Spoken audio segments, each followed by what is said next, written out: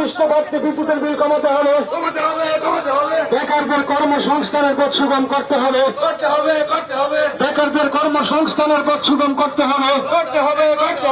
সবাই মিলে এই আওয়াজ তোলেন, ইনকিলাবে জিন্দাবাদ, ইনকিলাব জিন্দাবাদ। এক দেশ এক ভোটের প্রস্তাব বাতিল করতে হবে, এক দেশ এক ভোটের প্রস্তাব বাতিল। এ রাজ্যের প্রতিদিন জিনিসপত্রের দাম বাড়ছে, আমরা যারা মিছিল করছে শুধুমাত্র চালের দাম, আমাদের চালের দাম বাড়ে না। আমাদের কথাগুলো যারা শুনছেন, এই বাজার এলাকার ব্যবসায়ী বৃন্দ কিংবা বাজার করতে যারা এসছেন, আমরা তাদের কাছে বীরের সঙ্গে জিজ্ঞেস করতে চাই, আজকে থেকে 3 মাস আগে যে চালের বস্তা যত টাকা দিয়ে নিতেন, এখন চালের দাম কত? পেঁয়াজের দাম আজকে থেকে 3 মাস আগে কত ছিল? আজকে পেঁয়াজের দাম কত? 4 মাস আগে ডালের দাম কত ছিল? আজকে ডালের দাম কত? 3 মাস আগে আলুর দাম কত ছিল? আজকে আলুর প্রতি কেজি কত? আমরা বলছি, আপনি যদি 6 বছর আগে হিসাব করেন তাহলে আলুর দাম ডাবল হয়ে গিয়েছে। 2018 সালের পর যা পেঁয়াজের দাম ছিল, 2024 সালে বিজেপি সরকারের হাত ধরে পেঁয়াজের দাম ডাবল হয়েছে, চালের দাম ডাবল হয়েছে। আপনার মজুরি বেড়েছে, আপনার মজুরি বেড়েছে। যারা সরকারি কর্মচারী আছেন, বামফ্রন্ট সরকারের সময় বছরে 2 বার দিয়ে দিত। আমরা জিজ্ঞেস করতে চাই, গত 6 বছর আপনারা কবার দিয়ে পেয়েছেন? আজ থেকে 1 মাস আগে আপনার বাড়িতে একটা বেকার ছেলে একটা মোবাইলে টিপে আপনার বাড়ির বিদ্যুতের বিলটা যা করে দিয়েছে, এই মাসের বিদ্যুতের বিলটা চেক করুন। বিদ্যুতের বিলের মধ্যে গত 1 মাস আর চলতি 1 মাসে বিদ্যুতের বিলে কত টাকা পার্থক্য হয়েছে আপনি বুঝতে পারছেন। গোপনে আপনার বাড়ির বিদ্যুতের বিল দ্বিগুণ করে দিয়েছে, আপনি চুপ করে বসে আছেন, কথা বলছেন না কেন? কথা বললে রাত্রে বেলা, দিনে যারা নেশা বেচে রাত্রে তারা বাইক বাহিনী হয়ে কথা বললে আপনার বাড়িতে আক্রমণ করবে, আপনার গেট ভাঙবে, আপনার টিনের চালে বিল দেবে, আপনি চুপ করে আছেন।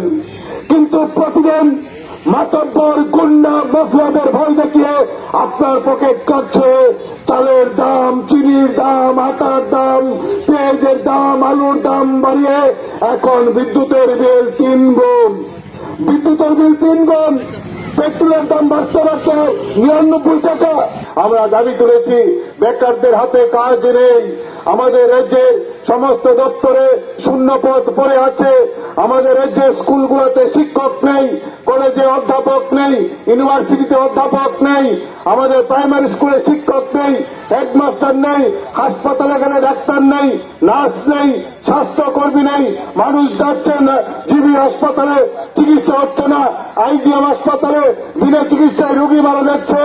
আমাদের রাজ্যের হাজার হাজার ছেলে মেয়ে ডাক্তারি পাস, নার্সিং পাস করে বসে আছেন, তাদের নিয়োগ করছেন না, যার ফলে আমাদের স্কুলে গেলে ছাত্ররা পড়াশোনা পায় না, হাসপাতালে গেলে রোগীরা চিকিৎসা পায় না, কিংবা কোনো দপ্তরে যান, সেই দপ্তরে গেলে আপনার কাজ হচ্ছে না, তহসিলে লোক নেই, এসডিও অফিসে লোক নেই, আপনার কোনো কাজ হচ্ছে না। কিন্তু রাজ্যের হাজার বেকার, তাদের কোনো কর্মসংস্থানের সুযোগ তৈরি করছে না।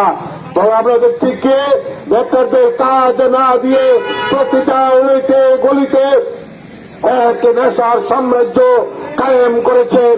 আর এই নেশার সাম্রাজ্য কায়েম করে প্রতিটি গলিতে 1-2 মাতব্বর তৈরি করেছেন। আর মাতব্বরদের দায়িত্ব দেওয়া হয়েছে, তোমরা নেশার বাণিজ্য করো, বিশাল টাকা রোজগার করো। কিন্তু বিজেপির বিরুদ্ধে যদি কেউ লাল ঝান্ডার মিছিল করে, কাজের দাবিতে যদি কেউ মিছিল করে, এই শিক্ষক নিয়োগের দাবিতে যদি লাল ঝান্ডার মিছিল করে, তোমরা যে নেশা বিক্রি করো তোমাদের জন্য কেউ ডিস্টার্ব করে না, কিন্তু তোমরাও সরকারকে সাহায্য করতে হবে। লাল ঝান্ডার মিছিলে যারা হাঁটে তাদের আক্রমণ করতে হবে, রাতের বেলা তাদের বাড়িতে বিল ছুটতে হবে, তাদের বাড়ির শিশুদের ভয় দেখাতে হবে। মিছিল করা যাবে না, লাল ঝান্ডার মিছিল করে আটকাতে হবে। আর আটকানোর জন্য যে মাতব্বর তৈরি করে দিয়েছেন, তাদের দায়িত্ব হচ্ছেন তারা চাকরি খুঁজবে না, তারা নেশার বাণিজ্য করবে, কোটি কোটি টাকা মাসে কামাবে আর মিছিলে বাধা দেবেন। আর তাদের হাতে আক্রান্ত হচ্ছেন এলাকার মহিলারা, তাদের হাতে আক্রান্ত হচ্ছেন স্কুলে যাওয়ার পথে ছাত্রীরা, তাদের হাতে আক্রান্ত হচ্ছেন কলেজে যাওয়ার পথে ছাত্রীরা, তাদের হাতে আক্রান্ত হচ্ছেন বয়স্ক বৃদ্ধ মহিলারা।